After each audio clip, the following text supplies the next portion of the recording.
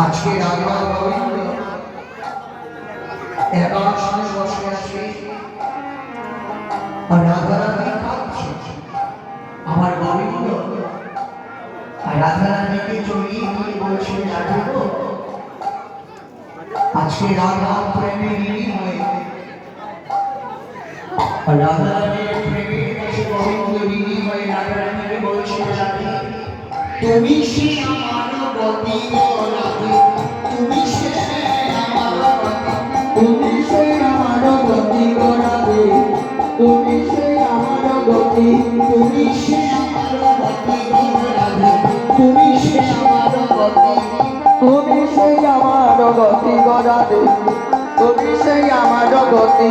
তোমার কারণে রসকত লাগে, তোমার কারণে রসকত লাগে, তোমার কারণে রসকত লাগে, তোমার কারণে রসকত লাগে। বলে আমার স্থিতি গো রাধে, বলে আমার স্থিতি, আর বলে আমার স্থিতি গো রাধে, বলে আমার স্থিতি, বলে আমার স্থিতি গো রাধে, বলে আমার স্থিতি, বলে আমার স্থিতি গো রাধে, বলে আমার স্থিতি।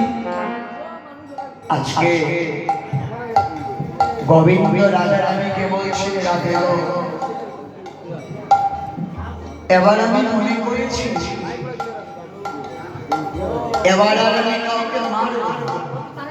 রাধে বহু মেরেছি, রাধে আমি মারতে মারতে এমন হয়েছে আমি রক্তে গোসল করে লাল করেছিলাম।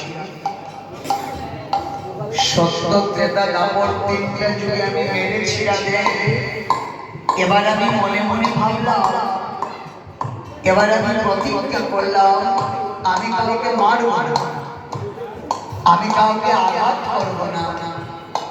এবার আমি ভগবান নিজে নাচব, নিজে কাঁদব, নিজে গাইব, আর ভক্ত সঙ্গে আনন্দে হরিব হরিব। রাধে গো কলিযুগ জীবের কাছে এরা জীবনে সব পেয়েছে রাধে। সত্য ত্রেতা দাপরে সব কিছু ছিল, ছিল না প্রেম এবং ভক্তি।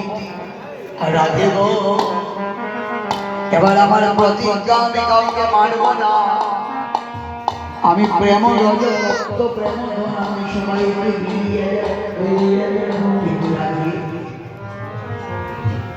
আমি যে প্রেমটা বিলিয়ে দেব, আমি যে ঘর জীবের কাছে বিলিয়ে দেওয়ার জন্য যাব রাধে, এই ঘরটা যে তোমার কাছে, তুমি যদি সেই ঘরটা আমাকে না দাও